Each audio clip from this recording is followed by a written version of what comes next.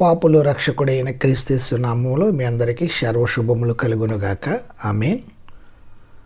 లేఖనంలోని సందర్భాన్ని మనం చూడగలిగితే, సంఘంలో ఎవరన్నా రోగి ఉంటే వారి స్వస్థత కోసం ప్రార్థించడానికి సంఘ పెద్దలను పిలువనంపాలి. పెద్దలు అనగా స్థానిక సంఘ నాయకులు. వీరు రోగికి నూనె రాయాలి. కొత్త నిబంధన కాలంలో నూనెను మందులా వాడేవారు. యాకోబు నూనెను ప్రధానంగా మందు అనే అర్థంతో వాడుతున్నాడు. కాబట్టి సామాన్య పరిస్థితుల్లో రోగులకు మందులు, ప్రార్థన కూడా అవసరమని ఈ మాటలు బట్టి మనం గ్రహించగలం. వైద్య చికిత్స, ప్రార్థన ఈ రెండు ప్రభువు నామంలోనే జరగాలి.